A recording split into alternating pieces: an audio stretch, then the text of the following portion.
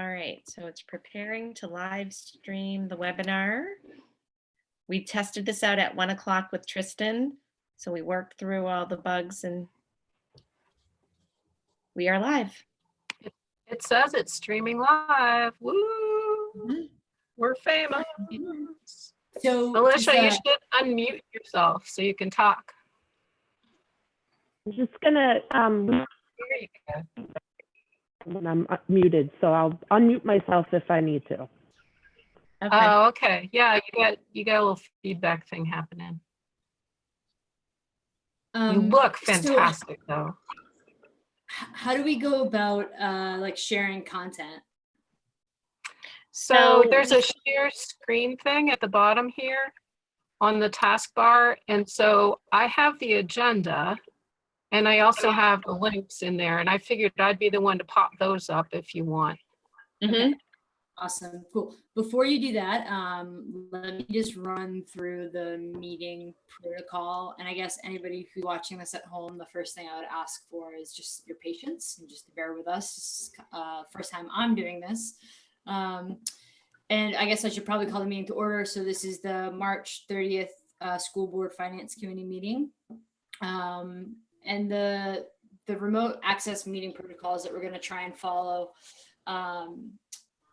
are, if people, this is streaming live onto YouTube. And I think, and Diane, you can correct me, people can also dial into the Zoom meeting itself as a panelist. I'm sorry, as an attendee. So they're not able to sort of speak in the, they can watch it there or they can watch it on YouTube. If you are watching on YouTube and you want to ask a question, you can put it into the comments section on YouTube. Or alternatively, if you're in the Zoom meeting itself, there's a box up in the top left-hand corner. It's Q&A. You can put it in there. We'll monitor those. And then at the end of the meeting, per our normal standards, we'll take any questions or public comment at that point. And if you do have a public question or a comment, please just make sure to state your name and your address before doing so. Any questions? You guys good?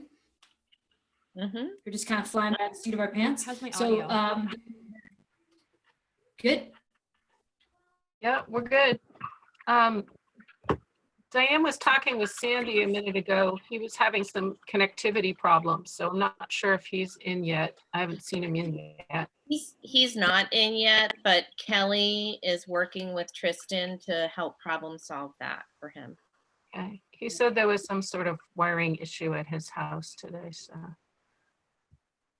good fun. And just, I don't know if there's a way to monitor this, but I just got an email from a member, a community member, saying that they were able to access the YouTube or that it's not live. So I don't know if there's a way for Kelly to check if it is actually live now. So if you look on the top of your screen, you can see that we are streaming live because it says right on the top of our stream, live on YouTube. It does have a delay, Sarah. So if there's there's a little bit of a lag, which I think is one of those FCC rules that you can't broadcast without a lag. In case, I don't know, they cuss or something. All right, well, let's just proceed. In worst case scenario, it's recorded. That's true. Awesome. So Kate, would you mind pulling up the agenda? Sure. Let's see how good I am at this. Host disabled participant screen sharing. Diane, can you let me in there?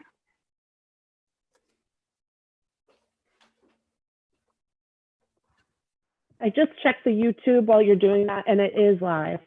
Okay, awesome. Thank you. Yay. Is that working for you, Kate?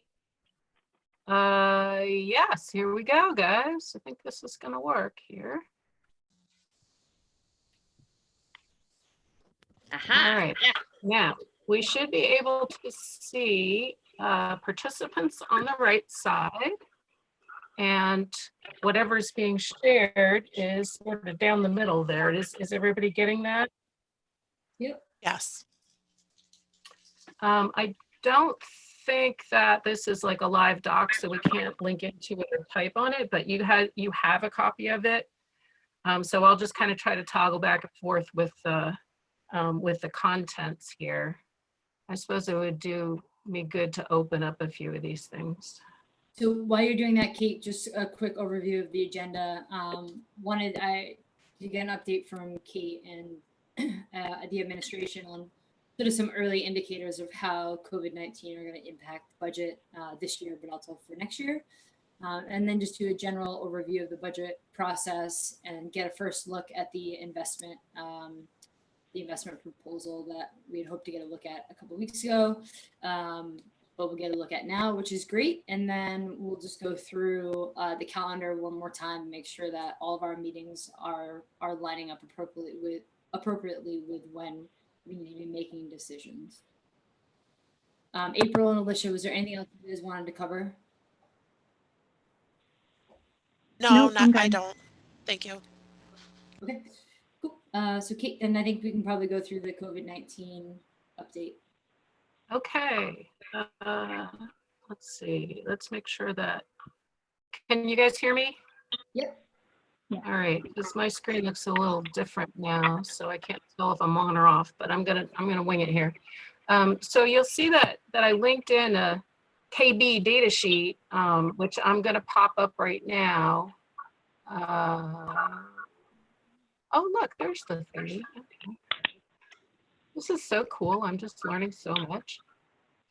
Diane, do you know when it's on YouTube now, do folks at home see this as well? Yes, they'll see the exact same screen that we see. Okay, cool. So I should probably mention, Kate, that anybody that is watching, if they go into our agenda, all of these items are available there as well. right, so the agenda's posted, and the link to the agenda in the normal old-fashioned good old Google way is all of this document stuff that we're working from today. Sarah mentioned that we're wondering about budget impacts, particularly since we're finance committee, of the current closure and pandemic conditions. And so what I was focusing on here particularly was the FY20, our current fiscal year. And I just make mention in the beginning that building the budget and doing the budget process for next year becomes a little more complex.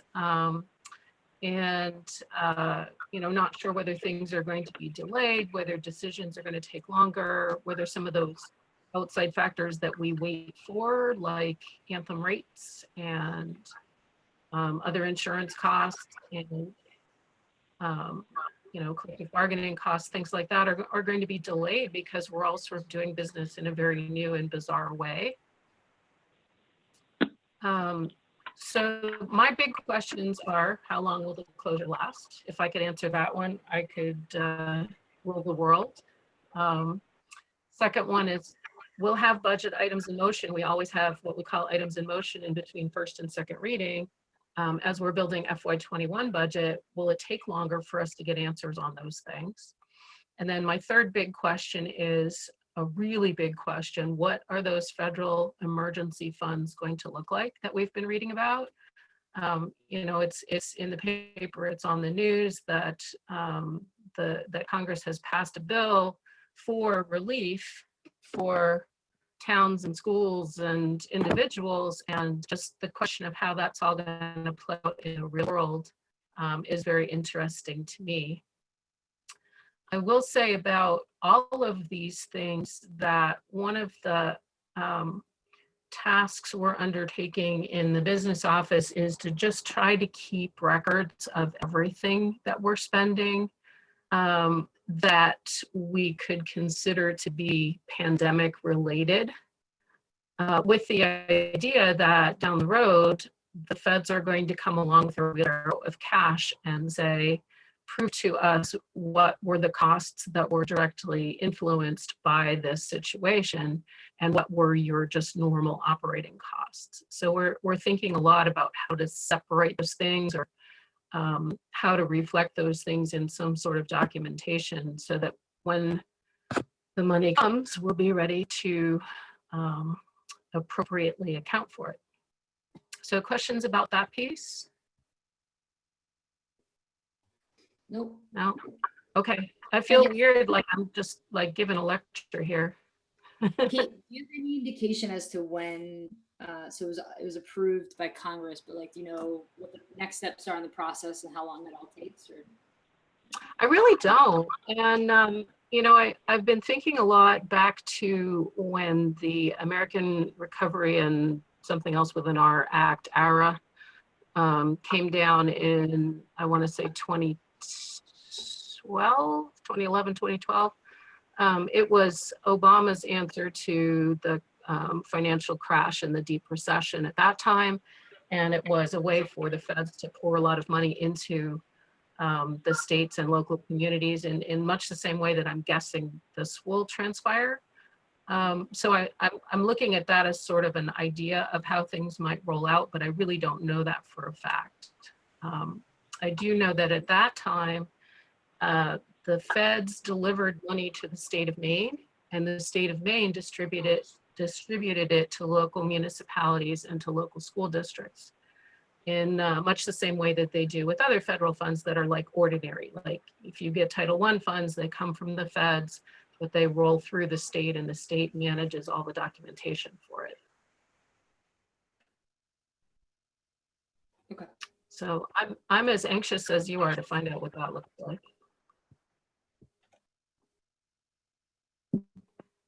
So I'll roll on and keep going with this because I know we have quite a few things to look at. The first chunk that I took as I was thinking about this, and this is sort of the result of me wandering around with a notebook for the last 2 weeks, just jotting things down as I think of them.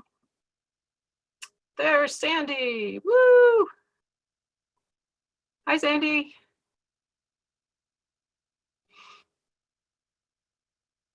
He's on mute. I couldn't figure out why they want my address, my home, my state, all that information before I can get in. Yeah, I did that too. I think it's the webinar platform's different from the regular Zoom when we're just going back and forth. Okay, okay. I don't thought know. it was I'm just a rule follower. I just filled it all out, went for it. Yep. No, Hi, Sandy. no boundaries. Hi, Sandy. Hi there. Hi, everyone. So Here we go. we're just taking a little roll through this COVID-19 potential budget impacts document that's linked into the agenda, Sandy, and I'm sort of giving a lecture here, but you can jump in if you want to reflect or ask questions. So we started talking about personnel expenses because that obviously is a big section of what we do on any day. You know, that's where most of our budget and money goes. So what I've done is I've broken this down into a couple of categories. One category is expenses that we may have that we hadn't planned on, you know, more expenses, higher expenses, and then potential savings that we might have over what we had originally budgeted. First thing for everybody to know is all regular staff, meaning, you know, permanent staff, not on call or subs, they're being paid their contracted salary or their scheduled wages throughout the closure. This is something that we as a district said we want to do right from the get-go. And then the state, the governor and the legislature of the state of Maine said, hey, that's the right thing to do. Y'all need to do it. So we feel good about that. We feel like, you know, this is what needs to happen. People need to be receiving their pay. In one of the pieces of documentation I read from the state, it's like, well, where is the money coming from? Well, the money's budgeted. Well, sure it is. Okay, we've budgeted for everybody to be working. And so now we're paying people to either work from a distance or be on call to do some work. My second bullet is that we are still waiting for the SEA to be able to get their vote together on the collective bargaining agreement, which the negotiations team has agreed to. And the last time that Diana and Sandy met with SEA, I think they were trying to work out how they were going to accomplish that in our new world. And then the last bullet just says that our long-term substitutes are being paid, but we're not hiring daily substitutes because it just doesn't make sense in the nature of learning as we're doing it today. If I am a teacher and I get sick tomorrow, my distance learning plan is still in place. I can do check-ins. I have, team members and colleagues who can do check-ins, where having a classroom sub just doesn't make any sense. Long-term subs, though, we have folks who are out on long-term leaves, and those subs are actually acting as the teacher right now. So then I've got potential unexpected expenses. Diane and I listened to a webinar with Drummond Woodson recently. They've expanded family medical leave, and they've added a federal emergency paid sick leave law to address some of these things. The federal emergency paid sick leave law adds up to 80 hours of paid time off above what folks may have earned through working with us. So that's a potential impact. If somebody didn't have sick time in the bank right now with Scarborough Schools, they'd still be entitled to another 80 hours of pay. Not a huge deal, but it's a thing. And that's Family under medical really leave. specific circumstances, right? So it's not just available to everyone. It's either available for people who have COVID-19 or are taking care of a family member with COVID-19. It's, pretty well outlined in terms of what covers under that. But that's not funded federally? No. Well, again, it could be that they send us money and say, here, this makes up for us asking you to do that. But the expectation is that we as the employer will pay that. So the law as written is kind of like an unfunded mandate at first glance. The interesting thing, or the more interesting thing I thought, was that, what the Family Medical Leave Act is. There's a state one, there's a federal one. We've been working with Family Medical Leave Act for a million years, and it's a great benefit for our employees. And it's always been related to illness or injury of a family member or the individual. And there's some other little fine print to it. So FMLA is now expanded to include lack of childcare as a qualifying reason. So if the employee is unable to work because school's closed or their daycare is closed or both, then that qualifies as FMLA leave. Now, FMLA doesn't come with dollar signs attached. There's no money attached to FMLA, even in normal circumstances. But what it could do is it could create childcare as a reason for folks to tap into their own sick leave or into this emergency paid sick leave. So that's something that we haven't really sussed out. We're not really sure how that's going to play out. So far, in the last 2 seconds that we've been doing this, folks have been able to work from home. So they've got, sort of, I'm sure it's not ideal, but they're at home with their families. And so they've been able to do the online learning and work it around their family needs. But this is something that could arise and could cause us to need to pay sick time for folks who aren't able to do that. Did you have any other thoughts about that one, Diane? Because that was kind of an interesting one to me. No, I would agree. It was interesting, but it doesn't seem at the current time that this is coming up for us, at least at a local level. I think people are working through right now, what we're asking employees to do and how they're juggling that intersection between family commitments and work. There's not an exception given the fact that the work can be performed remotely? Well, what you would have to identify, Alicia, is can they do the work, right? Because if I have a broken leg and my job is to push a kid in a wheelchair all day, I probably can't do that work at school. But interestingly enough, if I have a broken leg and I'm sitting at home and I'm doing online distance learning, I might be able to do my job. And I might not qualify for FMLA. So it's kind of the same thing with the childcare. It's like you have to suss out on an individual basis what that person's situation is. And, do you believe that they can or can't accomplish the work that's being assigned to them?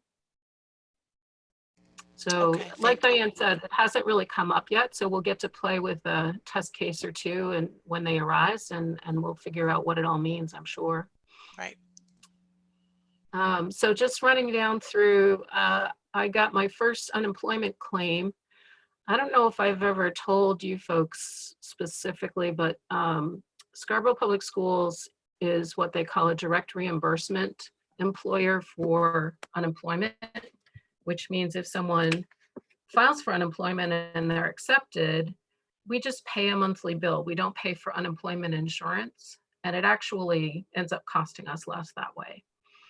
But what happens with a direct reimbursement employer is, let's pretend that I've worked for Scarborough Schools for 6 months or a year, and then I go and get a new job, and I've resigned. I didn't get fired. I just thought it would be cool to go do something else. So I sign up with a new employer, and then a few months later, I lose that job. So part of my unemployment compensation, if I'm entitled to it, comes from my new employer, but part of it actually rolls back to Scarborough Schools because they're covering a period of time prior to when I started working there. So this probably, knock on wood, won't be a big issue for us, but I do know that there are people who have left employment with Scarborough in the past 6 months, and that, you know, they've gone and got a new job, and it's possible that Scarborough would be on the hook for a little bit of their unemployment compensation. Does that make sense? Kind of a weird one. And then the last piece that I have in that column is based on instructional wonders that we've been talking about as a leadership team. It's likely that students are going to need more remedial supports once we get back into school. We started talking about it in the context of special education because the summer ESY program, which is extended school year, the point of the extended school year program is to allow students in special education to keep up and not lose ground in their learning over the summertime. And we also have the summer reading program. We've got a couple of things that go on in the summertime that would relate to this. And so the thought is just that with all our students learning at home and all our students having less than ideal learning conditions, that it's likely that we'll see more of a need for that, both in special education and in regular education. And then, you know, looking forward to the fall, are we going to have some need for some more academic support at that point to get kids back into school and get them back up to the level that we think they should be learning at? So thoughts about that before I go to the next chunk? Hearing none. Nope. Okay. So potential unexpected savings. This is again talking about this current fiscal year we're in. Oh, and I should say that our Q3 report is due to the state by April 15th. The third quarter ends tomorrow. And so all of these sort of high level things that I'm talking about today, I'm going to be taking a deep dive in the next 2 weeks to prep those reports. And I'm going to be able to go line item by line item and, you know, give you some more quantitative ideas about this. Like, you know, if we're out for a month, what does that look like? If we're out for 2 months, what does that look like? Kind of thing. But so these are just really general buckets right now. I mentioned earlier, no daily substitutes for distance learning. So we won't be paying subs, so we'll have savings there. Athletics is a big question. We don't know if the spring season is going to get started. We know if it does get started, it will be late and delayed and probably shortened. So we're talking about potential savings on coaching stipends, refs, officials, bus drivers. But if the spring season doesn't go, or it goes at a shorter length, we'd also probably be losing some of our activity fees. We'd either be refunding them or partially refunding them to parents. We're not renting out facilities right now, so we don't need site supervisors. Again, we're not renting out facilities, so we're not getting rental fees. In adult education, pretty much everything is stopped, but we do have some instructors providing online material in some of the workforce programming and the ELL. So I think that's kind of going to be a wash, because we're going to have, if a program doesn't run, there won't be tuition for it. But we also won't be paying the instructors for it, and vice versa. All right, so I'm going to roll up to this piece. Any questions as we go here? Doing all right? Other expenses, not non-human expenses, non-HR expenses. These are things that I'm sure you're all probably thinking about too, because a lot of people are trying to reorganize themselves to do things at home in our brave new world. So potential unexpected expenses are things like purchasing new online resources like Zoom. We were using the free Zoom platform for a while, but we found that some of these features that we wanted to do for public meetings, actually, we needed to have the business Zoom, so something like that. We're having a lot of conversations about making sure that our families have Wi-Fi access so that they can get online and do distance learning. No cost to that so far, but there may be, depending on what kind of solutions we come up with. Work at home costs. I bought 2 printers last week because I've got people who need to print and scan and can't come into the office. They were cheap printers, but hey, you know, I wasn't going to do that. Cell phones, we've added a couple of cell phone lines. Again, not super expensive, but just, you know, something that we wouldn't have ordinarily done. And that's to allow people to take a district phone home to do work instead of using their personal cell phone. This is kind of an interesting one. The K2 Chromebooks, we purchased them to be imaged and deployed over the summer. We bought them early this year because we got a great deal, and we were a little worried also about shipping out of China for them, making sure that we got them in time. So they came in early, and the IT folks had them tucked in a nice corner. And last week they pulled them all out and imaged them all up and handed them out. And so, you know, good news, bad news. Good news was, hey, guess what? We have enough laptops to hand out to everybody, every family in this community. Isn't that awesome? Bad news is that they were actually supposed to be sitting in boxes waiting to go into the schools in the fall. And, you know, my assumption is, just based on our experience so far with one-to-one, that the families will take good care of them, and that they will come back, and that they can be put into the classrooms. But we may have some loss or some damage, and we may have to replace a few of them.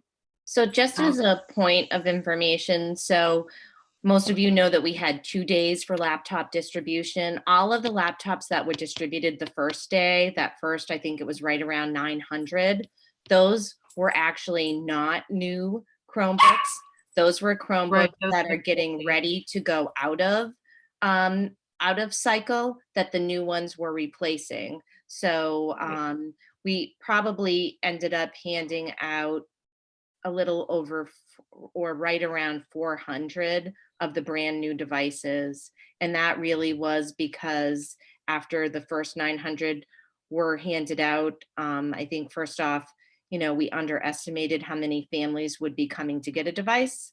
And so when it came to needing the second day, the question arose, do we dig into the 3 to 5 carts, spend all the time taking those carts together and sanitizing all of those devices, or do we take these brand new devices right out of the box? Nobody's touched them before, and so they're already sanitized. The other thing too is those brand new devices are all also under warranty. And so if there are some accidental things that happen, there is the possibility that those could also be covered under our warranty. All right, because they do have the ADP on them, which is great, or whatever they call it for Chromebooks. Yeah. Security systems, we spent a little bit of money to put in a new key card reader at the high school because we decided that would be a great place for people to go who actually need to have physical documents run off for student learning, kids who need to have something on paper and not electronically. And so that's something that we actually wanted to do anyway. And we sort of jumped on that and said, okay, here's a good opportunity to do that. So these other expenses, I mean, they're really not big and they're not outrageous. It's just something that we hadn't planned on. So we'll have to sort of keep track of what these costs are. And that's the area where I really feel like we might get some help from the government saying, oh, well, these are things that you wouldn't have had to do if you weren't in this situation. So we're mandating that you do school from home and we're mandating that you don't come to work. So here are some things, here are some costs that arise out of that situation. So we're going to help you with those costs. Unexpected savings on this piece. You know, we buy pretty much, I don't know, by now we should have all of our instructional supplies and equipment in-house. So we don't really save any money except for, I think, clay we buy in the spring and frogs and things that need to be moist, for lack of a better word. But there are going to be things that we have enough of in the fall when we get back to school that maybe we don't need to be buying quite so much construction paper, and maybe we don't need quite so many glue sticks because we didn't use them all up in the spring.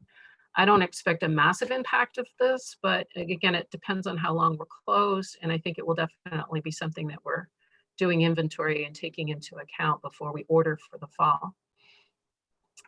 Managed print and our copier contracts, they charge us per print. So if we're not in the buildings printing, we're not going to get charged, and we're not going to be having toner and service and all of those things. So that'd be a little bit of a savings. Lights off, heat low, minimal water use. When the facilities are sitting empty, there needs to be a certain amount of utility usage just to keep them up and safe and running. But it's definitely going to be less than if they're all occupied. And, you know, we know a lot of our buildings are occupied day and night. So that's definitely a savings. And then the transportation department's going to save on fuel and maintenance for the buses because they're only running a very few vehicles for short times, helping out with school lunch. The last thing that I have on this page is just a little bullet about revenues. We all know that, you know, again, good news, bad news, we get most of our funding from state GPA and local taxes, or more the other way around, local taxes and then a teeny bit of state GPA. All of those are in place. So these small amounts that we bring in, losing the spring of facility rentals and spring activity fees is not going to tank us, but it's something that we're going to have to take into account. School nutrition is kind of a wonder for me because we were doing really well on food sales and we kind of got some momentum going there. Now, obviously, we're not going to have to buy the food to feed 3,000 kids every day. I believe the number we're feeding right now is about 43 families, many of them with multiple kids, but that's obviously a very different operation right now. And for the moment, that is being funded through the backpack program. We're not doing anything like through the school lunch program specifically. And I have my little bulletin good news. Kelly Murphy was nice enough to post I don't know like how she is an influencer. She's amazing. She's got like a Facebook page or something. And she put an email blast out Friday 2 weeks ago and said, y'all give money to the backpack program. And lo and behold, we're at $6,000 in the last 10 days of people, donations just pouring in and people being so kind in their messages. You know, I had a mom write to me today as I was sending out little thank you emails and said that her kids wanted to put in what they would normally put into their school lunch account. So they're not buying cheese doodles and ice cream bars, so they're going to give their money to somebody who's hungry, which I thought was delightful. That's And awesome. we've had some help from some of the people who are sitting in this meeting right now, and it's just very heartwarming to see that happening. Awesome. Oh, That's great. sorry, I'm making a racket, trying not to make a racket here. So that's that piece. And like I said, I'll be working on the third quarter report. And at that point, I may be able to give us a little bit more info.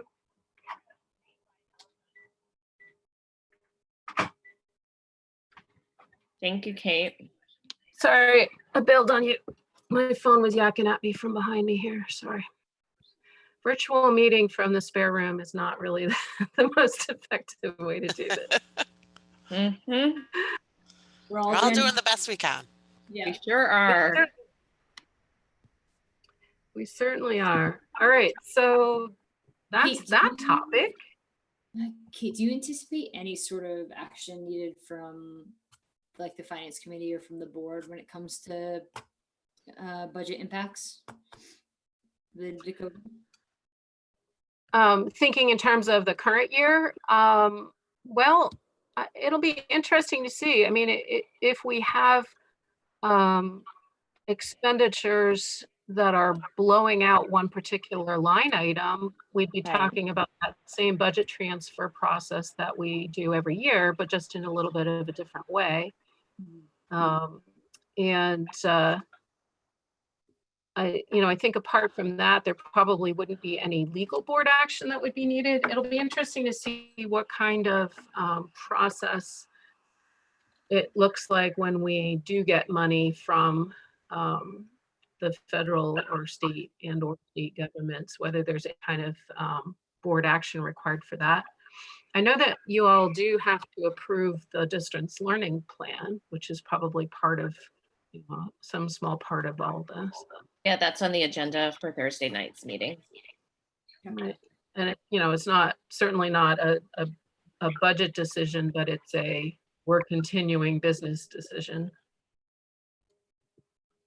Okay. Thank you. All right, so back to the agenda. Cool.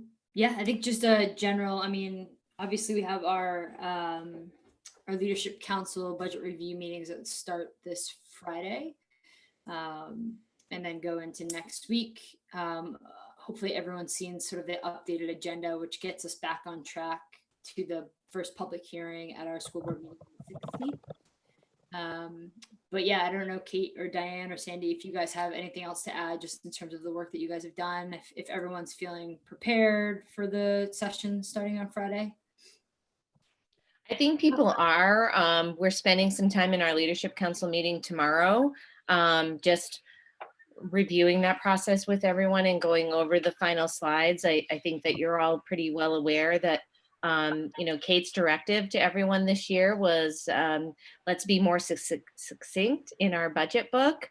And so we've really tried to make sure that as we prepare a slide deck for those workshops, that we really focus our efforts on, what has the budget that we have lived under for the past year been able to provide for us? What are the current needs? And then what are our proposals to meet those needs? So I think you'll find that it's a pretty focused conversation. Those are the workshops that we attend, right? Yes, exactly. Are those going to be on Zoom now? They are. Have the invites gone out? I saw the times and the dates, but I don't remember seeing an invitation. I believe that the invites have gone out. I can double check with Kelly, who's listening in right now. But I know that Tristan worked with us after we got approval, that those times worked for everyone to make sure that those were set up. And so they'll be set up the same way as all of these committee meetings and all of the school board meetings, so that people can either participate or attend via Zoom and give us input that way, or also through YouTube live stream. Okay. Yeah, so I don't think we've gotten invites yet, so I will. Okay, I or- can loop back to Kelly and have her check on that. Thank Okay, you. awesome. You're Thank you. welcome.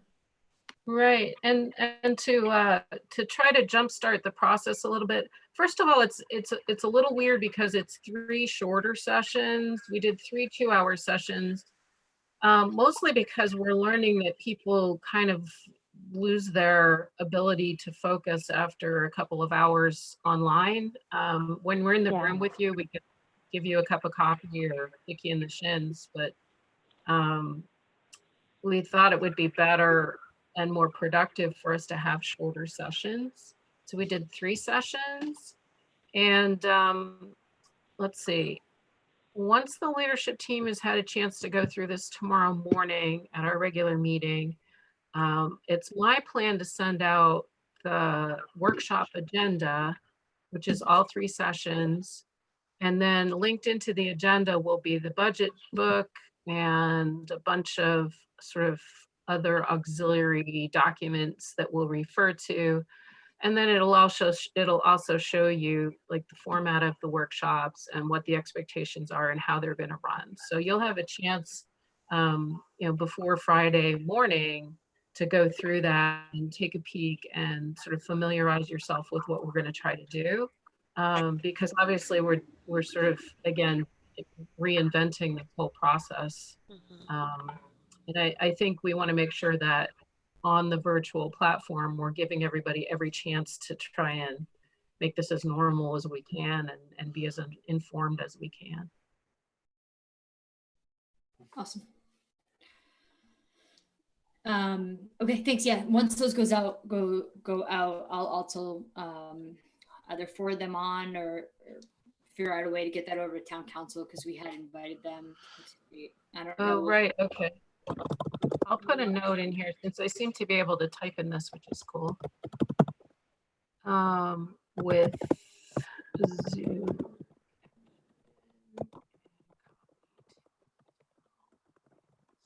Awesome. Thanks, Kate. Was there anything Cool. else on Let's see.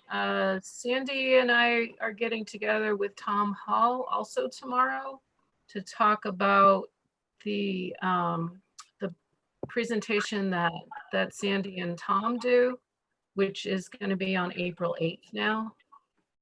And just sort of map that out, see what the content of that is like. And then Sandy will have his own presentation to the board for first reading on April 9th. So we've kind of just shifted the whole calendar forward a little bit, and then we can look at that actually at the last agenda item here. I've got a copy of that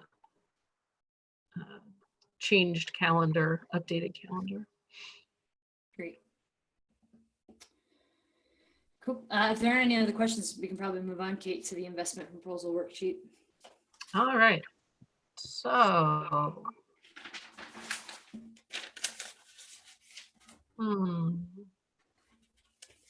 let's see if we can make this bigger. There we go. All right.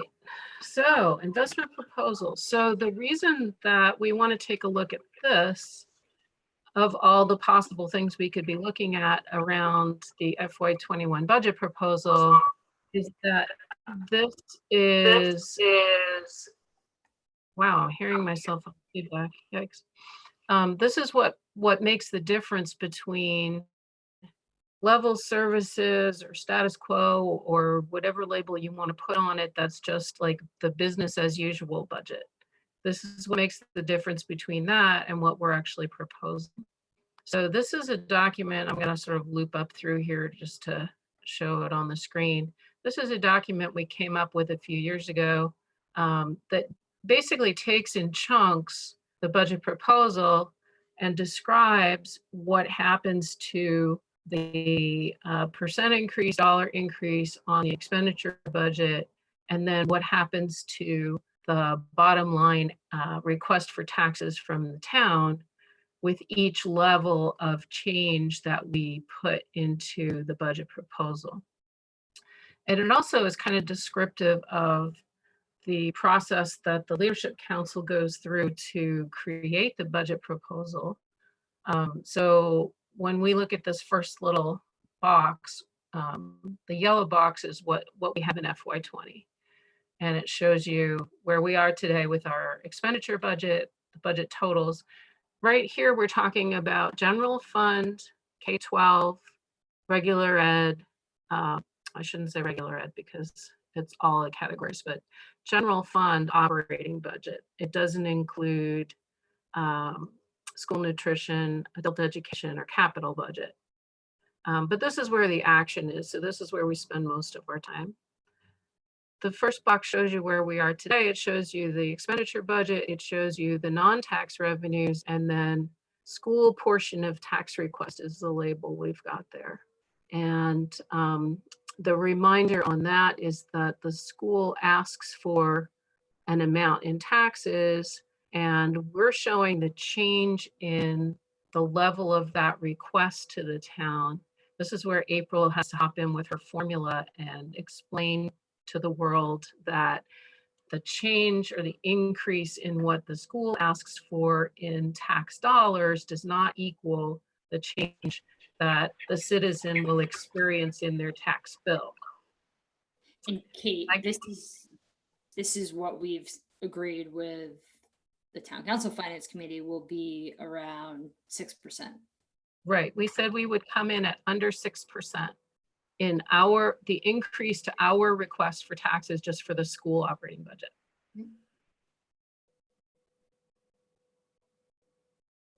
Okay, so y'all with me?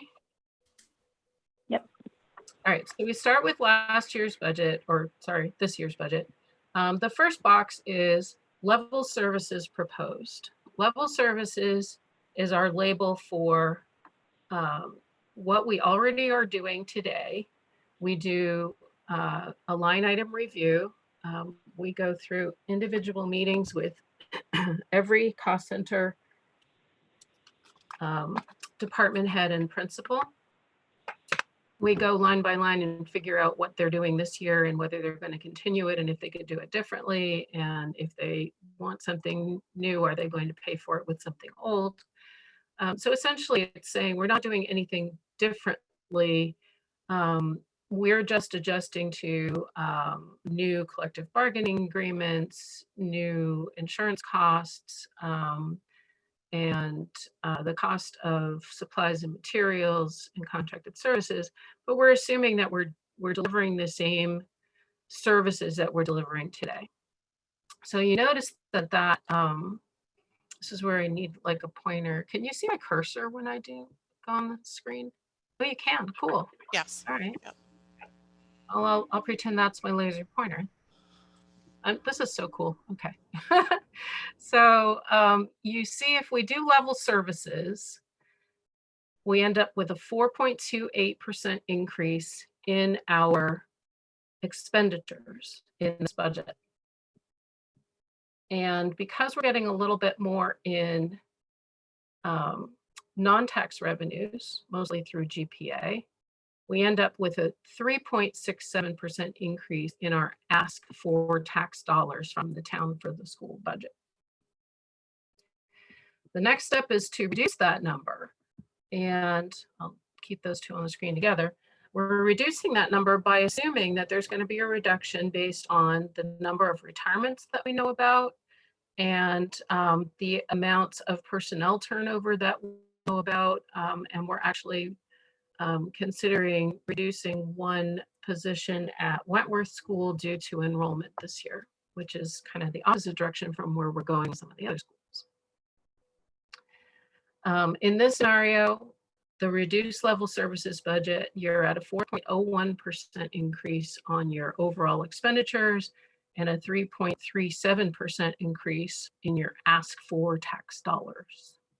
All right, now here's where things get exciting.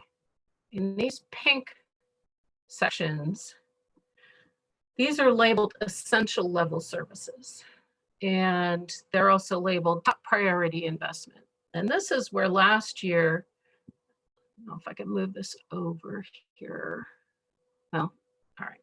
I won't fuss with it because then I'll screw it Hey, up. is there a way for you to just like zoom a little bit more? I don't know if other people, you've seen me now put a different set of glasses on. But I wonder if people who are also viewing, this on YouTube, if we make that just a little bit bigger, that will help. Yeah, even that's perfect. I don't know how other people feel, but that helps me. Yeah, that's helpful. Thank you. I can get in. I can't I see know the we whole can view it page on where our the own doc, but if we're viewing it on this screen, to make it a little bit bigger is helpful. Right, so I'm losing a little bit on the side there just because I have your lovely faces over there, but I think this is pretty good right here. Is that a little bit better? Yeah. Okay. Thank you very much. Yeah, Kate, that looks great. Let me see if I can clear this screen here. Okay, so essential level services. This nice pink stuff is saying that in the Leadership Council's opinion, these investments are necessary.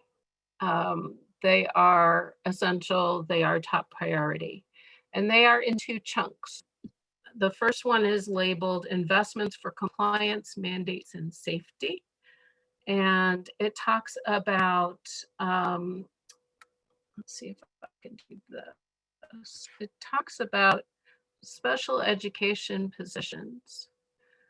The first two positions are K2 behavior specialists. They're actually half special education and half general education. And they're split that way in the same way that the social workers are currently split in our budget, because sometimes their caseload has to do with special education kids and sometimes their caseload has to do with general education kids. So by splitting their salaries in half, we're acknowledging that their caseload may vary depending on what kids need their services. So the K2 behavior specialists, right now we have one person whose job it is to cover all three schools, all three K2 schools, and whose job it is to work with special education students, but who also finds herself being drawn to general ed situations as well.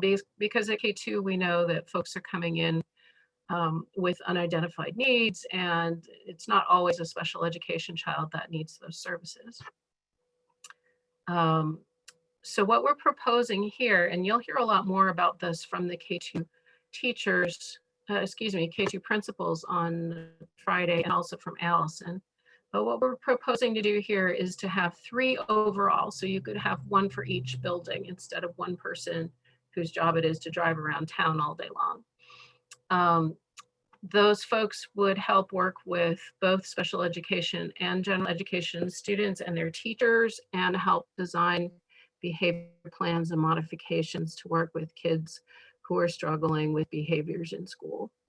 The second position, or the second item on there, is a speech therapist. And as you know, we have a number of speech therapists across the district. The price tag, if you will, is a little bit lower on this than what we're budgeting for full-time professionals, because we're looking for a certified assistant speech therapist, similar to the certified OT assistant that we have, who does amazing work, but she's not a fully qualified occupational therapist. So we get to pay her less, which is lovely for us, and she's a wonderful person. And then the last number is 6 special education technicians, and that is reflective of what Allison is seeing in terms of incoming CDS children and the IEPs that are already in place for those kids. And this is one of the places where I'm wondering a little bit about our items in motion, because you may remember last year that we started out in our initial first reading budget with a number of special ed techs. And in our second reading, by the time we got to second reading and we voted, we had shifted that number a little bit based on changing information that we had about new enrollments in special education. Allison was just saying the other day that instead of having their CDS meetings, which they usually have the first couple of weeks of April, they've postponed them for a little bit. And so that's one of the things that's on my mind when I'm thinking, well, okay, will we really have better information when we get to second reading about these things, or won't we? So that's a wonder. So the second block, the second pink block, is about enrollment. So first block is about mostly special education, but not necessarily special education services for identified children, but also for children who may not be identified and need supports in school. And Kate, primarily, can I again, we're ask looking. a question? Sure. With the new with the new kindergarten registration process, are you finding it more difficult to forecast the number of ed techs that we would potentially need because some of these needs aren't being identified until the first week of September? Well, actually, the ed techs that we're talking about in this scenario right here are for students who are coming in through CDS and are already identified. And so those are services that are going to be provided through an IEP. So those are and you're kiddos that Allison has some knowledge about already and what their current plans look like. I mean, that's not to say that a student's IEP, doesn't morph and change every time that there's a meeting. But based on the information that we currently have about the kids who are coming to us from CDS, this is the estimate of what that match looks like in terms of the services that we would legally be providing. Right. Okay, And so thank you. it's good foreshadowing though, because we've got some building ed techs down the list a little further that we want to talk about that would be addressing more what you're talking about. So that second block on here that we're calling a top priority or essential is addressing enrollment. And so we've got 4 K2 teachers. Right now, the numbers that we're looking at on the enrollment projections and tying into, as April was saying, that the preliminary K enrollment that we're seeing at the K2 schools, because people are enrolling for next year. We're seeing a need for 3 teachers, 1 teacher at each building, and potentially a second grade teacher at 8 Corners School. So the way that we've put it on here is K2 teachers and deployed based on enrollment, which is really, the way that we want to approach this all the time. In this current year, we budgeted for 3 K2 teachers, and we thought, well, it's most likely going to be 1 at each school. And it turned out that we did not add a teacher at Blue Point School, and we added 2 teachers at 8 Corners School. So, we've always got our eye on where the students are going first, and then, shifting staff to accommodate that. Also included in this one is some money to purchase instructional supplies for those classrooms, which is really books, workbooks, and student materials. In terms of furnishings and tech for new classrooms, we've got those covered in our capital budget. So you'll see those represented there. Let's see, what else can I point out? Oh, we use these cute little flag things, these little blue swooshy flags. That was actually thanks to Finance Committee last year. Good job, guys. You came up with these little labels that said, well, can we just sort of call these things out and remind viewers and the community and anybody who's taking a look at this that we're actually trying to be responsive to certain areas that are important, that are part of our responsibility as we run the school department. All right, so I'm babbling a lot. I'm going to stop for a minute and see if you have more questions about this section before we go cruising down. I don't. Nope, I'm okay too. It looks a lot like last year, oddly enough. And A little bit less, Sandy and I were talking about, what are the themes? What are the recurring themes? And what are the cost drivers? And it's like, well, okay, personnel, enrollment, special education. Done. All right, so then you get below the pink line.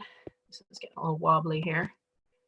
And you get to the cool stuff that we would like to do. And so these have a number, these pink ones. But then down here, you start FY21 with investment level 1.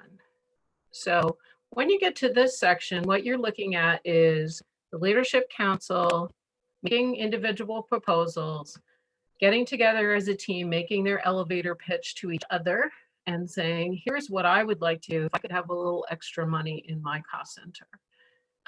They are making their pitch to their colleagues, and then their colleagues are taking the time to sort through those and to prioritize them. And so we spent, oh gosh, I think 3 sessions this year going through back and forth with the investment proposals and, you know, trying to put them in some semblance of order and sort of voting and thumbs upping and processing through to figure out what we thought was the most important and what would get included in the budget. And I'm going to scroll down for a minute here so you can see that there are 7 investments above the top priority. And then there's that ugly red line. And below the ugly red line, there are some more investments, which were part of the Leadership Council's proposals, all the way to this bottom list where they're just sort of mapped out and they don't get a lot of extra story told.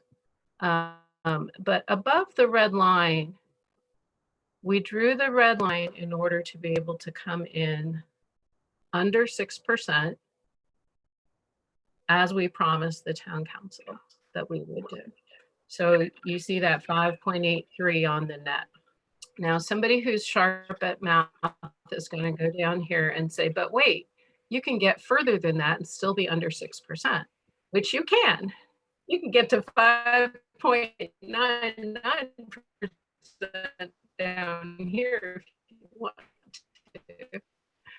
But what happened, and then I got news from Anthem that they had capped their top rate at 6%. So I went back and reworked the numbers, but we left the red line where it was.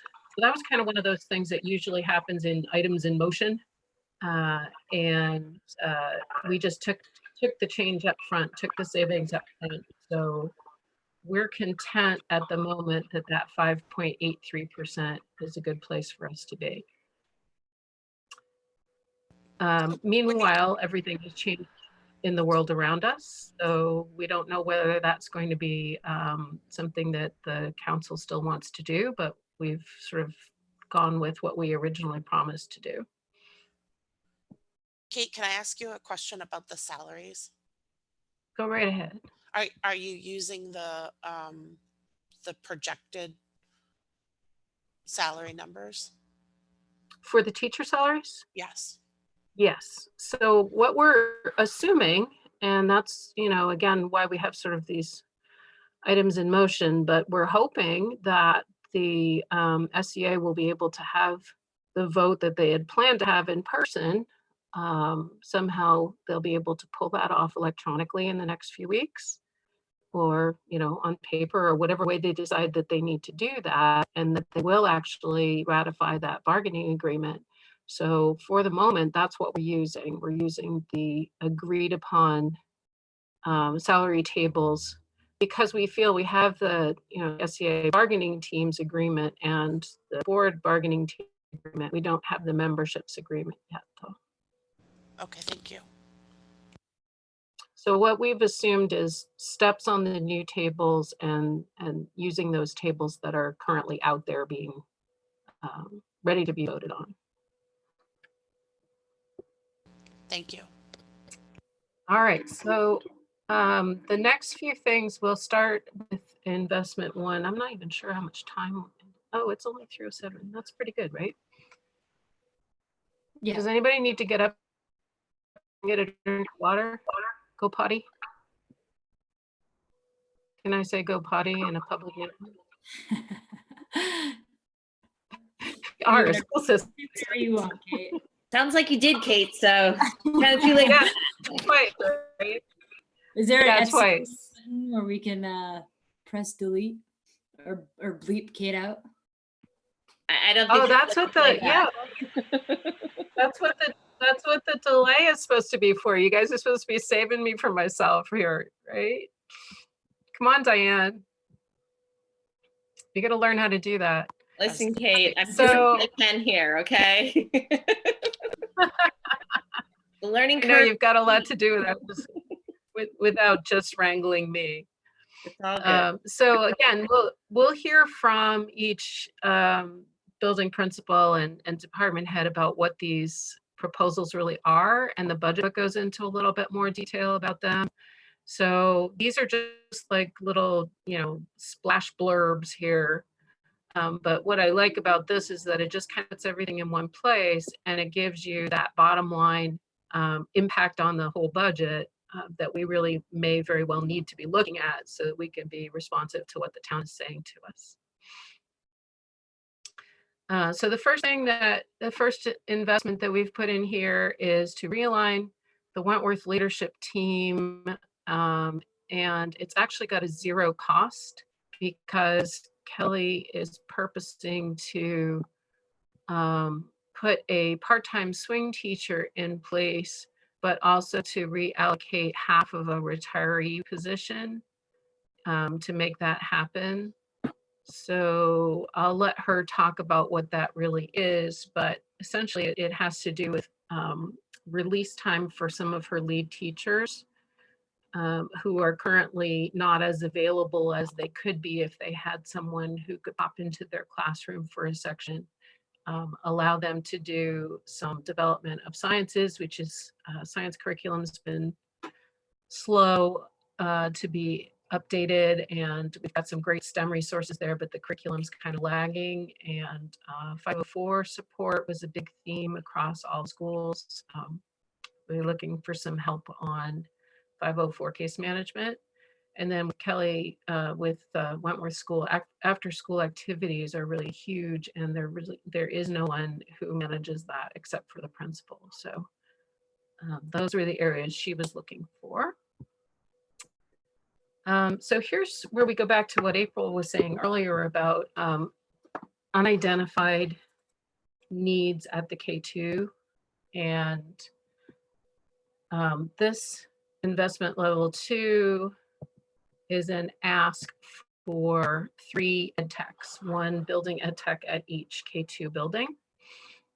And this is responsive to both enrollment and the increasing needs of the students that we're seeing at the K2 level, where students are coming in both in special education and in general education with some really complex needs and some complex behaviors and requiring extra one-on-one adult support. So the ask here is to put additional building ed techs, 1 to each building. The other thing that we talked about at K2 was that they really just don't have the sort of bench depth that some of the big buildings have, where at Wentworth School, you might have 8 or 9 building ed techs floating around on any given day. And obviously it's a much bigger school and there's a lot more going on. But at the same time at K2, if you have 2 or 3 ed techs available, they're spread thin pretty quickly if they need to go into classrooms or need to do coverage. That one's one. Level 3. There's several fairly sizable asks from Monique in here on curriculum updates that have been sort of in the offing. Math and Focus has been our math curriculum at K8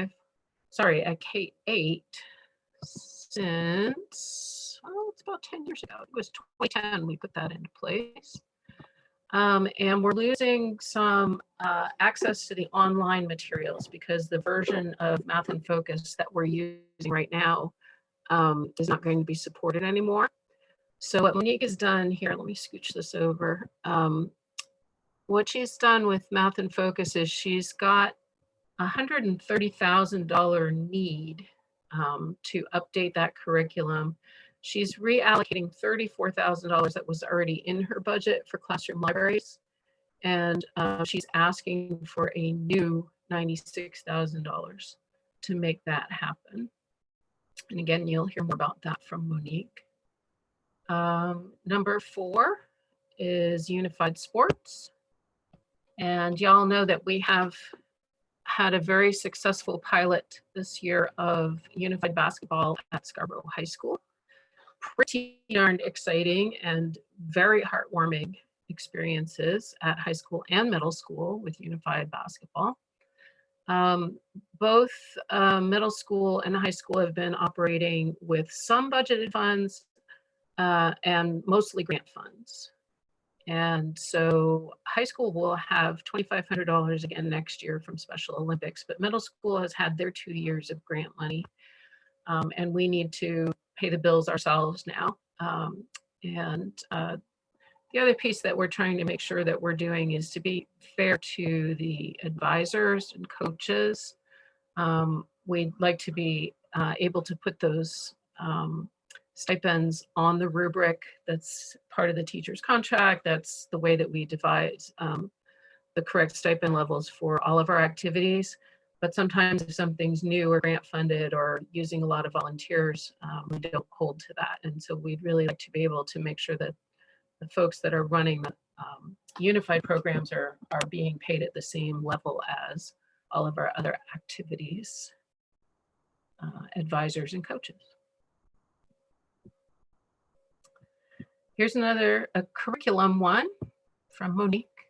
Middle school world language curriculum. And this is part of our ongoing plan to restore world languages, K-12, a very slow moving plan, but it's coming. It's coming and we're doing really well. And what we're finding out right now, and again, Monique will speak more eloquently to this than I do, but what we're finding out right now is that because we've got middle school world language boosted considerably over the past couple of years, and because we've introduced a little bit even at Wentworth School, students are now coming into the high school at a higher level of proficiency than they were in the past.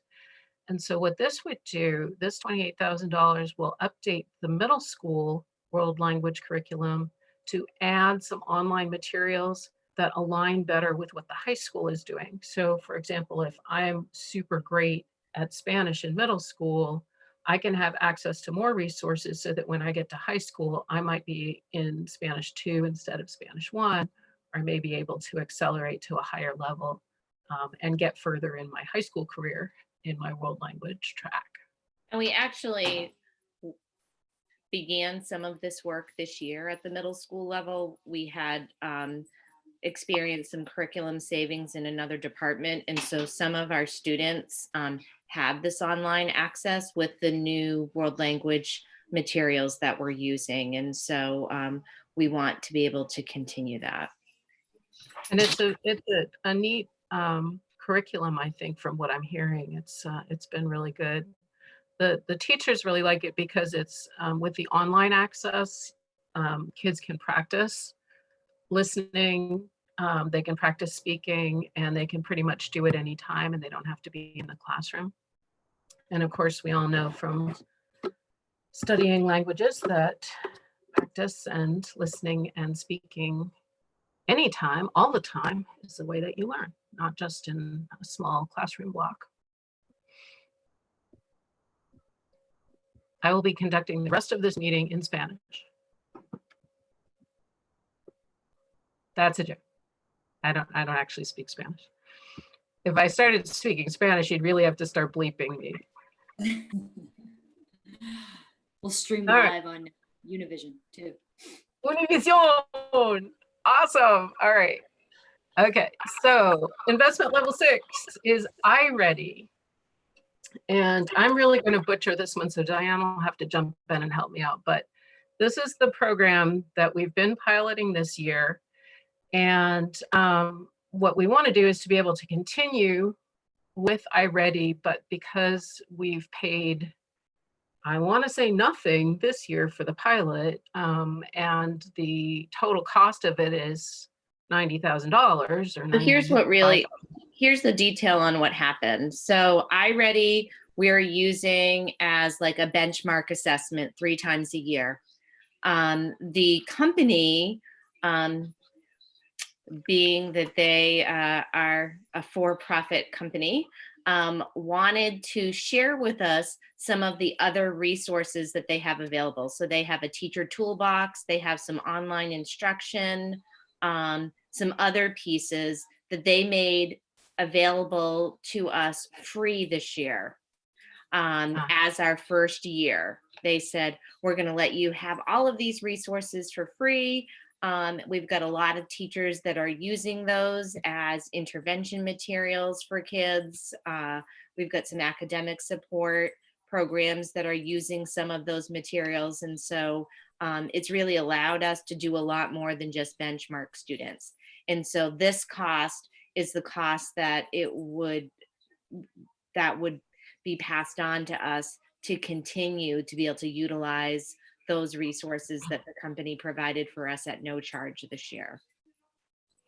So the base cost of the iReady program is folded into Monique's budget in level services. And then this would be allowing us to add on some of the things that we weren't paying for this year, right? Right. Cool.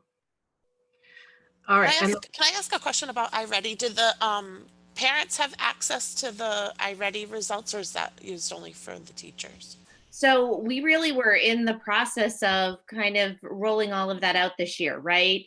And because it's a similar program as STAR was, and folks used to get the STAR results, but they also have cautioned us that, you know, when you only have 1 or 2 data points, as people are getting used to being on the new assessment, that we didn't want to necessarily roll out all of those out to parents without enough information. And so Monique had been working with our coaches in the direction of how do we now begin to start putting all of that out to parents as we're now on this precipice of dealing with online and distance learning. So that is definitely something that is in the plans. But because in September was the very first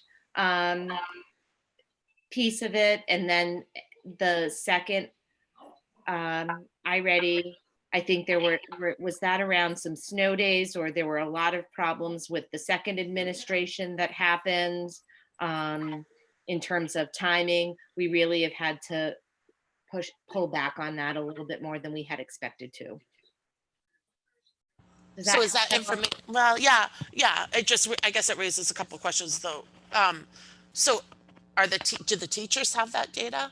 Yeah, the teachers have all of that data. Okay. And so, you know, the coaches and content area teams have really been looking at that data to see how that helps them to plan instructionally for students, how to help them figure out who are students that might need additional intervention, and do the assessment results match up with what they see in the classroom. So, you know, we've really been in this learning mode around how to interface with this new assessment. Okay, thank you. You're welcome. Diane, I think I asked this in a curriculum meeting to Monique, but if she doesn't have it available yet, one thing that might be interesting to have for the Leadership Council presentations are just some teacher feedback for the teacher toolbox. So presumably if we're saying it's a high priority, that most of the teachers found it useful, but it would just be interesting to see like a survey or any data there that just. Yeah, I think she could definitely provide data, because I know that we have pulled data in terms of how much it was actually being utilized. We didn't want to just go from the assumption, well, we've had teacher toolbox available for people, so therefore we should continue to have it. I know that, you know, Monique and some of the instructional coaches have really dug into, let's look at what the data points say on how much it's actually being utilized, to help us know whether, you know, there's that cost benefit analysis piece of putting it into this year's budget. So I can ask her to make sure that she has that for the budget workshops. Thank you. So question for you guys. I noticed that my video is given up. My camera's given up. Can you still see the screen share though? Yep, we can hear you. Okay, perfect. But you don't really need my face. And this time I've not frozen with my tongue sticking out, so that's good too. Usually it's like I'm eating something or it's terrible. Okay, so the last item that is above the big red line is co-curricular funding.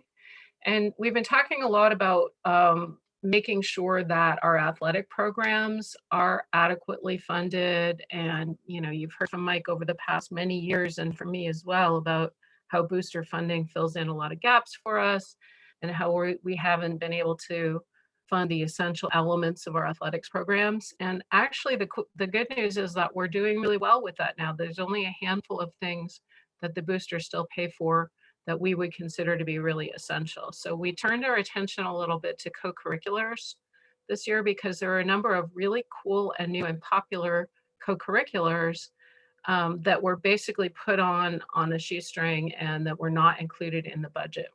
So both middle school and high school came to us with clubs that are running right now, but that have been funded in other ways.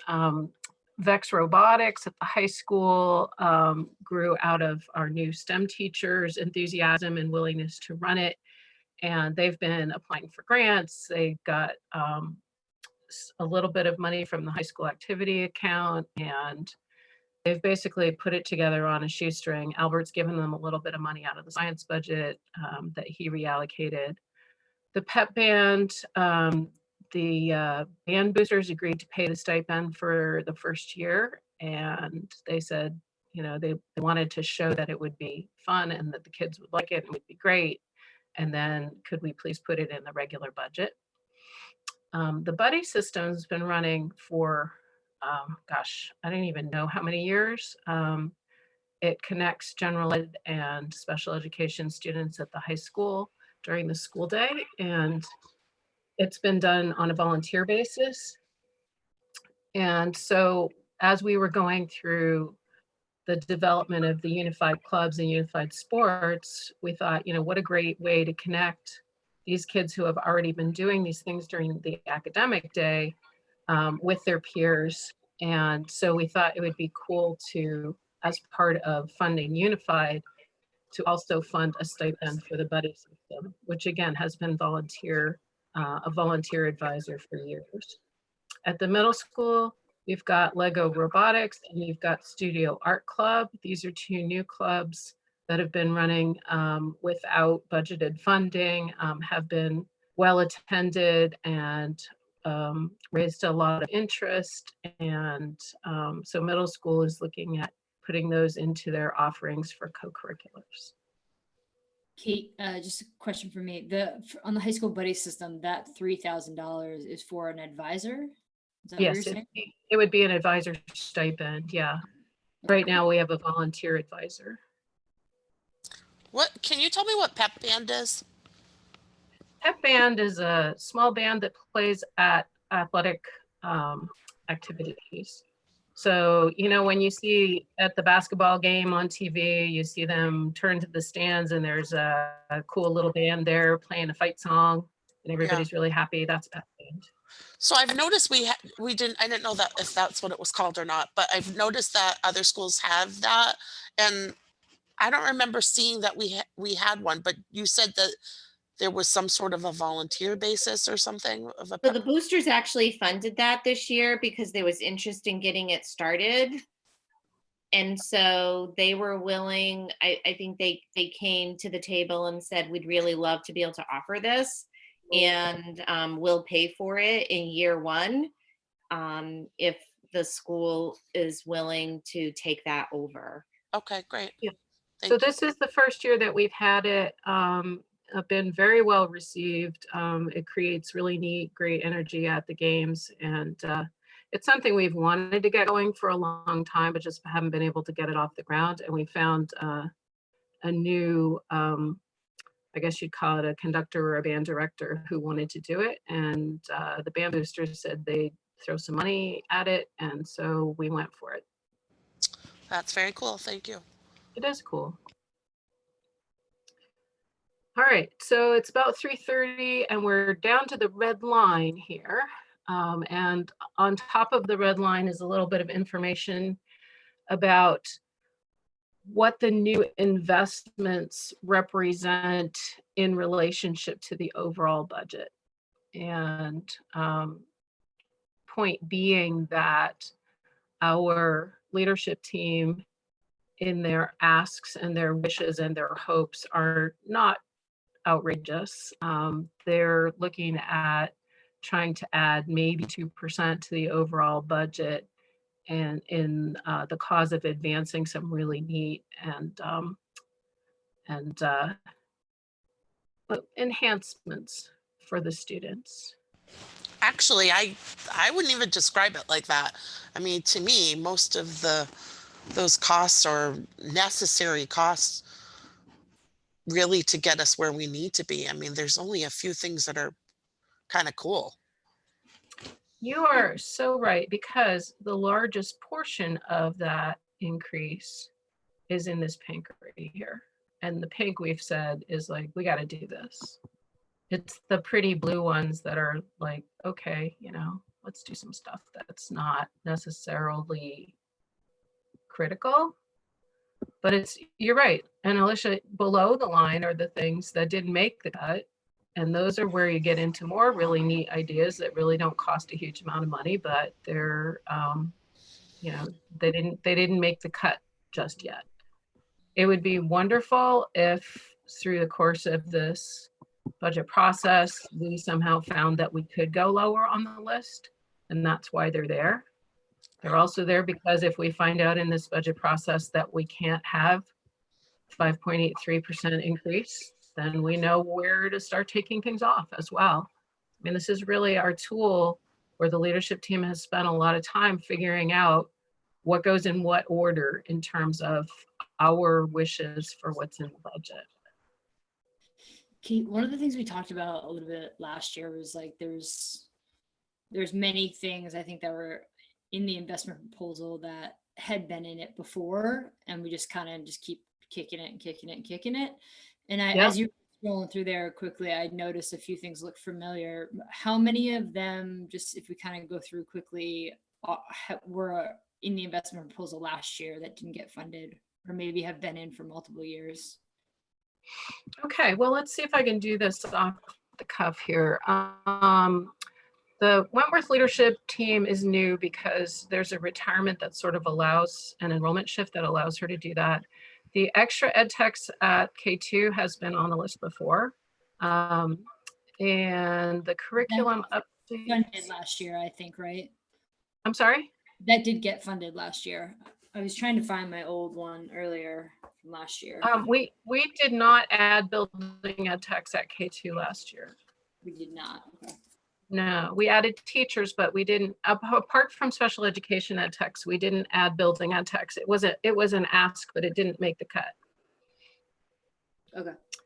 The curriculum stuff is sort of new, sort of, you know, ongoing. Unified sports, we had lots of conversation around that last year.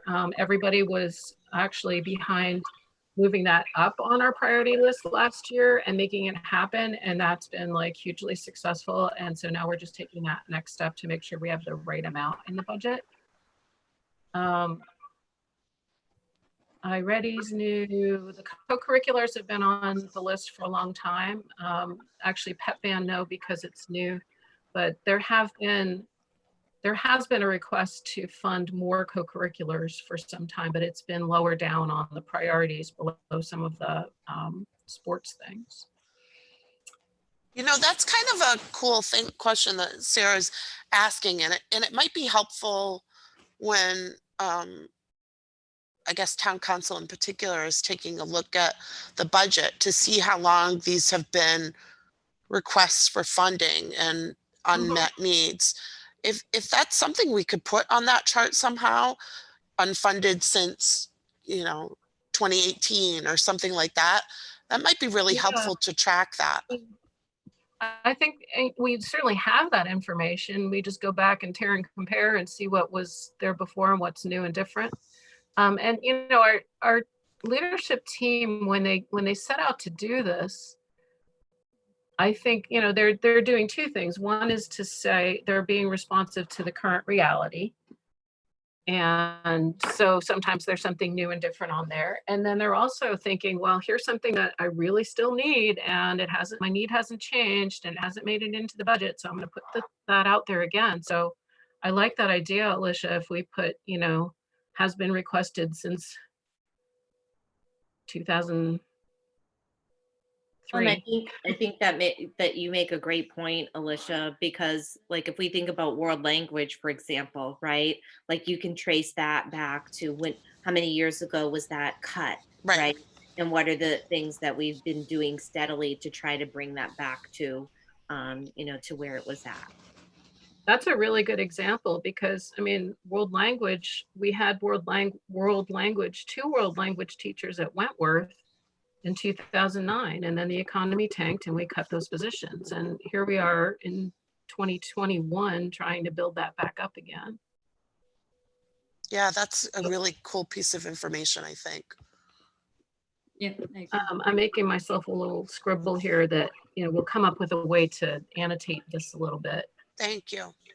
And then when we're looking at like the one pager, remember the one pager that's like what this budget allows us to do on one side and unmet needs on the other side. If we look at last year's, you'll see some of those same things happening. You know, and some of them move into the what we're able to do pile, and some of them stay over in unmet needs. And there's definitely a little bit of an echo going on with these things. One distinction that I think we're going to need to figure out how to make, and whether that's in our narrative or whether that is when Sandy presents various pieces of the budget, is the distinction between special ed techs and regular ed techs. I don't think that people necessarily know that those are like two different services that are being provided. And like Sarah just said, you know, it rings a bell when those investments get presented to us, but even for us, they kind of, you know, that line gets blurred or they blend together. And so I think it's important to find a way to make that distinction between those two different requests. Yeah, that's true, because I'm looking at the way that on my screen here, it says 3.0 FTE K2 support staff. It doesn't say that they're building ed techs, which is a different thing from special education ed techs. So yeah, I think that's a really good point, because they do have different purposes, different roles. So maybe it would be worth having a little bit of a conversation about what the different roles are. Yeah. I'm scribbling again here. Some notes. In the interest of time, I'm not sure if we want to go down through the rest of these guys. Where did we get to? To the big red line. We could spend a little bit more time just running through these real quick and see if there's questions. And then we have one more agenda item to talk about the calendar a little bit. Of course, we did touch on that earlier too. Personally, for me, I'd like just a little bit more time to go through it. I'm sure I'll have more questions, but I think for now, this is a good starting point, but happy to go through it more if Alicia and April want. So just in terms of process, this will be not necessarily this document, but this will be a big piece of what you're hearing from the Leadership Council in the workshop, because in their budget book layout, you know, one of their slides or one of their pages is about what their new asks are and the whys and wherefores of those. So there'll definitely be opportunity to touch on that with the people who actually know more about it too. Right. I'm okay with putting a pin in this for now. Me too. Okay. Thanks, Kate. All right. So. Oh, look, the budget calendar. Woohoo. Magic. So we did start talking about this a little bit before you can see that, Can you just make that a little bit bigger, Kate, please? come on, baby, get big. Is that better? That's great. You know, I had an eye appointment, but I've now had to cancel it since we are. I know, mine too. I'm So so help me sad. out. My glasses are falling off and they won't stay on my face anymore. And I was really looking forward to getting a new pair. These are the ones I fell on my face with back last year. So they're a little smashed. Okay, so we talked about the budget workshop. We've got the blue is school board meetings. So you've got the regular school board meeting this Thursday, then you've got a budget workshop on Friday morning, Monday afternoon, and Tuesday afternoon. Wednesday is when Sandy and Tom will do their presentation. That's officially a town council meeting. And it's the joint presentation, the first public presentation of the whole town budget. Sandy, just on that, have you seen any, like, where Tom has gotten to with his, and do you have any indication, early indication as to where town council is going to come in for their budget increase? You gotta unmute, Sandy.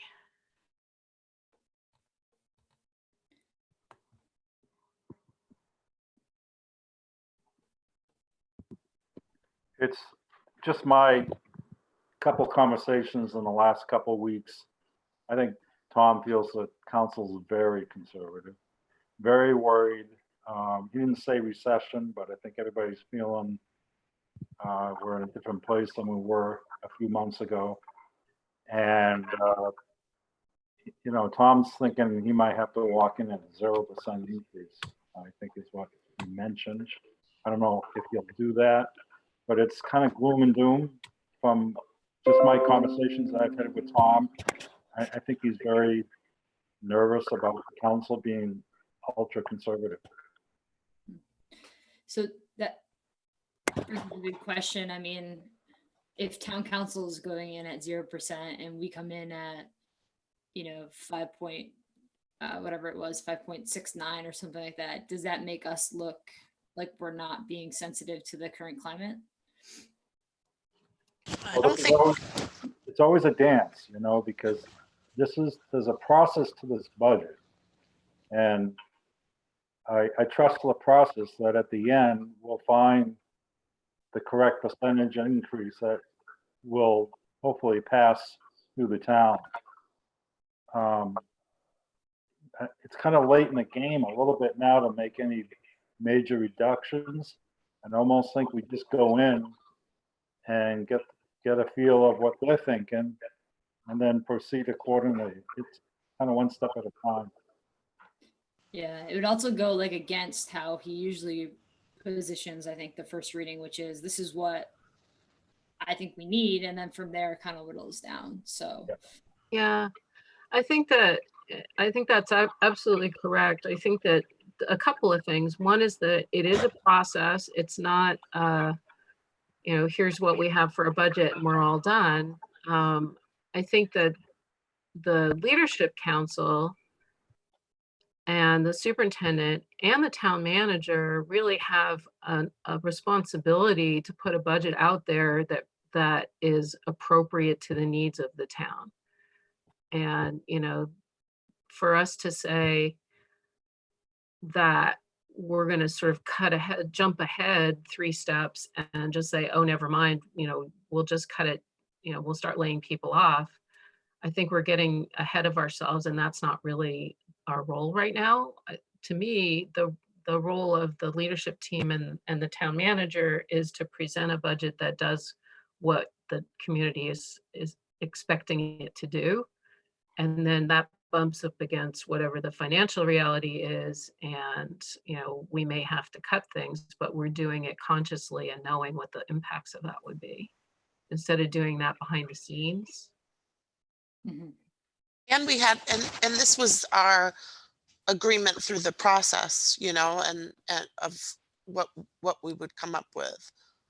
And that hasn't changed even even though circumstances may have changed. Right.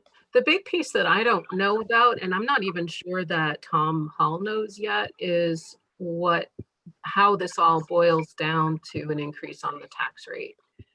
I think he and Ruth are still crunching numbers on the town side and trying to get their lowest number that they can come out the gate with. And then figure out what that scenario does to the tax rate. They have my numbers as they stand right now, as we were looking at today. And that's what Ruth's been working with. So, you know, I don't even know how far off we are. I don't know if we hit 3% or not. Yeah, I just think, and I totally agree. I think, you know, follow the process as it's outlined and as we agreed until we have further conversation about it. I think there's a little bit of balance, and Sandy, I'm sure you and Tom will do this appropriately, but just making sure that we're not coming off tone deaf and that we're respecting the process, but also recognizing that our climate has changed in the last couple of months, and that, you know, if we have to add more steps in the process to reconcile for that or whatever, that we will. So just sort of recognition of that. Because I can see the Facebook post immediately following the town council post. Well, yeah, I think tone deaf is the perfect expression. I mean, it's not like we don't get it. The times just got really weird, and that we may need to do some things differently because of that. But I think it behooves us to remind folks that we're, you know, it's not that we don't get it, it's that we're trying to do a process, and we're trying to do it really thoughtfully, and we're trying to do it openly as well. Because like I said earlier, if I go back into a corner and I start slashing and burning with my little red pencil, well, who the heck am I? I'm not the decider. You know, this should be something that we're all talking about.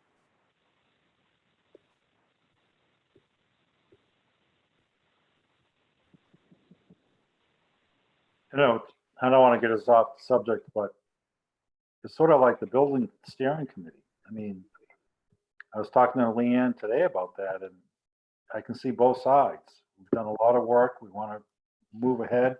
We have facility needs for a new school, but the climate right now feels like yuck.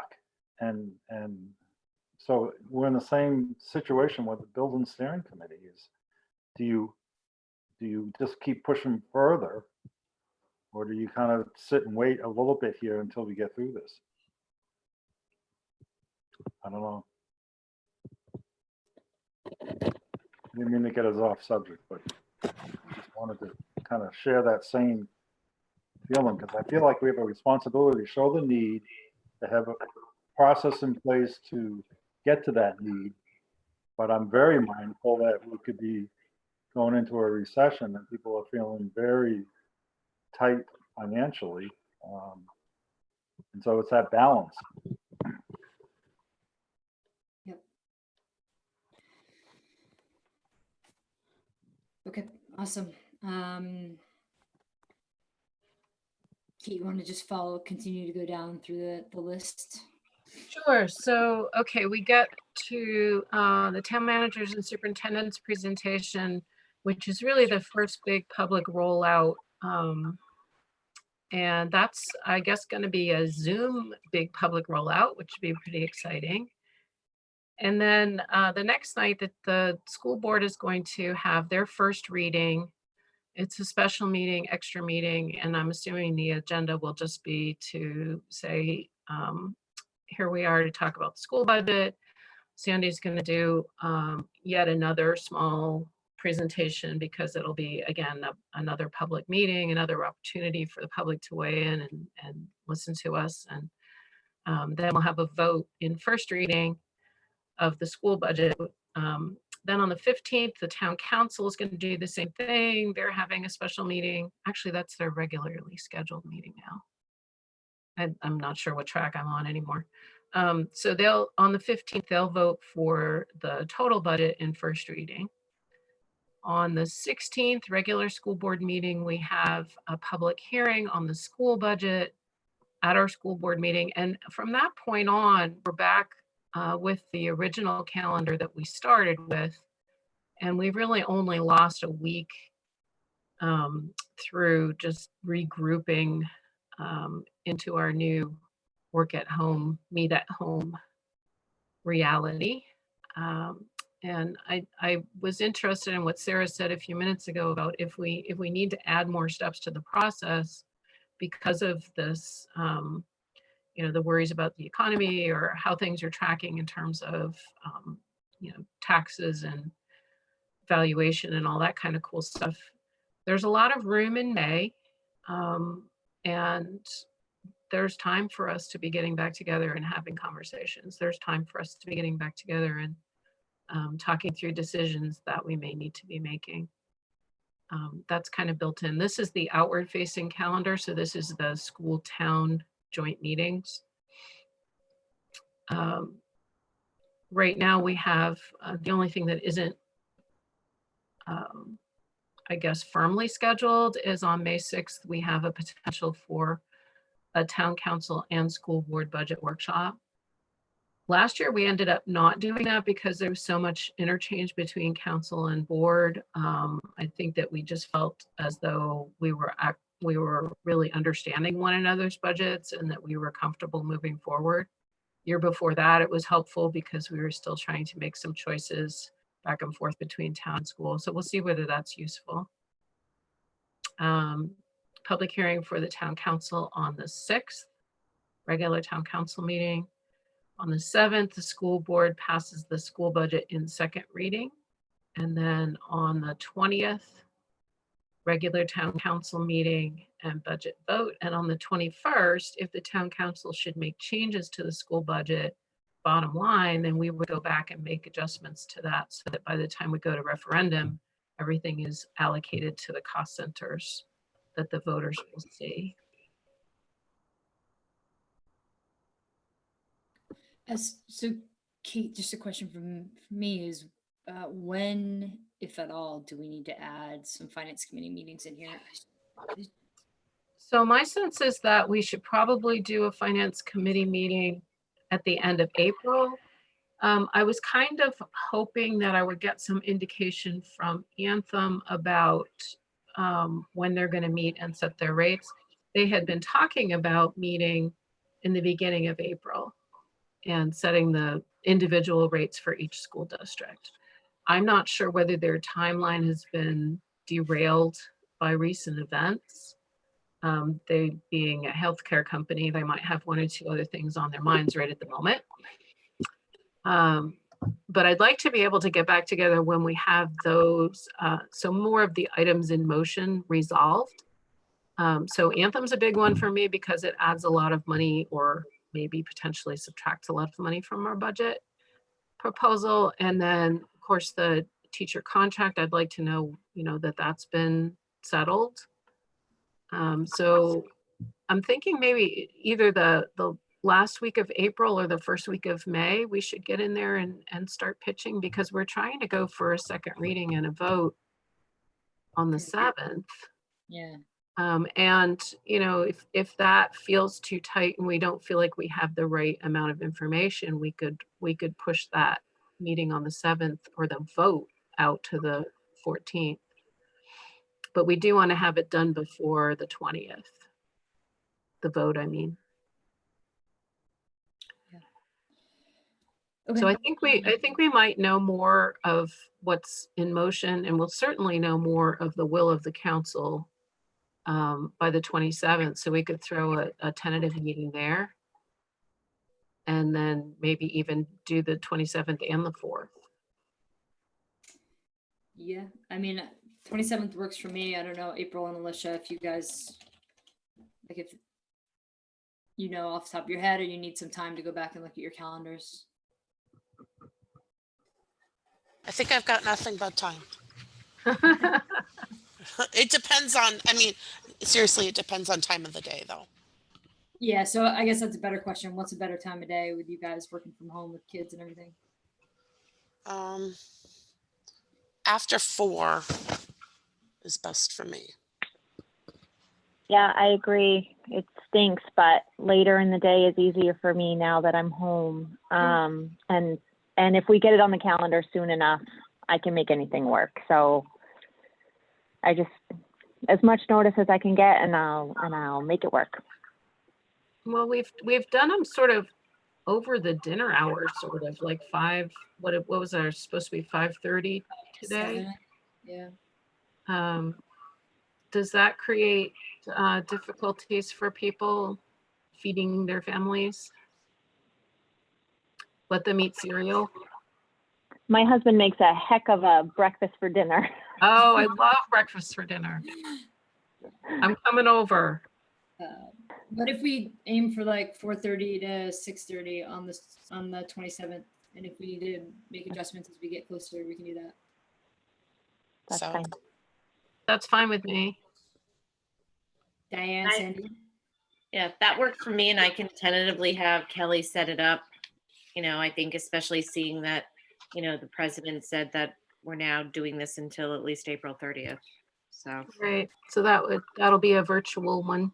mhm. The other thing that I'm thinking about in terms of our, needing to be meeting through Zoom and doing a lot of stuff electronically is that it's going to behoove us all to be asking a lot of questions ahead of time or offline, or in some way, so that we can maximize our time together and we can know that we have the answers in hand. So even more so than we usually do, like, as you're reading through these materials and you're thinking of your questions, just be jotting them down. And we can do things like we'll have a parking lot Google Doc for the budget workshops where we can put park notes and questions to be resolved later. But we could also do the same as a finance committee and have like a running Google Doc that has like Q&A going on. We can resurrect our spreadsheet from last year. Exactly. I mean, the Q&A thing really helps because it's a record that other people can look at. We can share it out. Plus, it also just keeps us like from losing track of questions that really should be answered. For me, it's very awkward to be doing things this way. So I find that I'm making way more lists and lists of lists. And speaking of questions and time, I don't know who was keeping track if we had any public questions and if that was something we were doing on the committee level. So there is currently nothing in the Q&A section. Thank you. I think all of you would be able to see it if there was. If you look at the bottom of your screen and if you go under Q&A, if you click on that, you would see if there was anything there. Again, would that be through YouTube? So that would be through people who logged on via this Zoom link. The other way that people can be providing us information is through the new email address, publiccomment@scarboroughschools.org. And again, the way that we set that up is so that any of the school board members or Sandy or Kelly or me, that just drops into our emails automatically. Okay. Nobody has to go and like retrieve that. And as we've been sitting here in this meeting, I have had my email open just so that I could monitor that in the case that anything did come through and we haven't gotten anything. Where is the link, the school board link for the emails contained for the public so that they know where to find that? So my understanding is, and again, I think, today was the first thing, Right. But my understanding is that Leanne put together a communication that Kelly is going to attach to all of these posted things on our school webpage that are going to say, here are the different ways in which you can participate. And so that's going to be clearly outlined for the public so that they know how to do that. And then Leanne has also asked if we could also push that out through our social media channels so that people know, here are some upcoming meetings, and in this new normal, these are the ways in which you can participate. Thank you. So we're not taking comment on YouTube then anymore. No, so the YouTube doesn't have a chat feature. We, IT department decided that it probably made the most sense to direct those written comments to, to a limited number of feeds so that we're not, going back and forth between too many different platforms. It looks like Kristen has done a Q&A. Yep. I see that. So she's asking if we're not able to turn off chat. And my understanding is that chat is not supposed to be open. Huh. Well, you can, if you go to more on the screen, you can see chat. When I click on chat, I don't see. So I know Sarah had put something in the chat. I can see Kristen's message right now. So we can certainly have Tristan look at that for us, because we were under the impression that we had disabled the chat feature, again, just so then that way we would streamline the comments to go to one bucket versus, chat, which could have a whole series of strings of things that people could be interacting with on the side of our meeting. So we can certainly look at that and see why that is still enabled.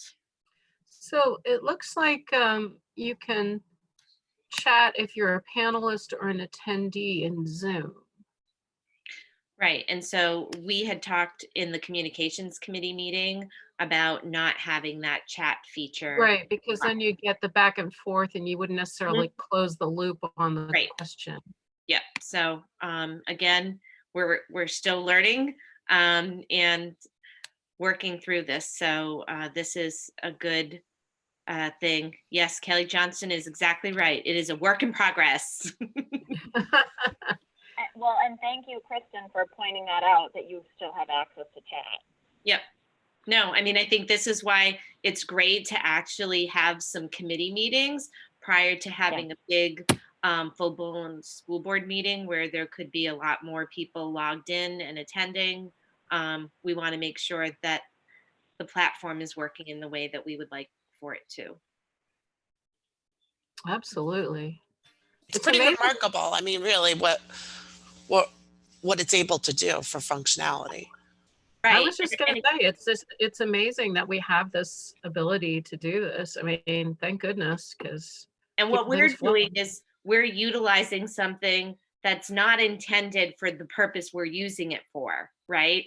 This is a webinar platform, if, that's the way in which it is designed. And so what we're trying to do is look at the functionality of it and then figure out how that overlays into the needs of our public meetings. So thanks for being patient. Well, thank you so much for setting this up. I think we're just at time, but anyone have any final comments or questions? No. Awesome. Have a good night, guys. And Thank you. Thank you. We'll see you soon. Bye-bye. Bye. Bye.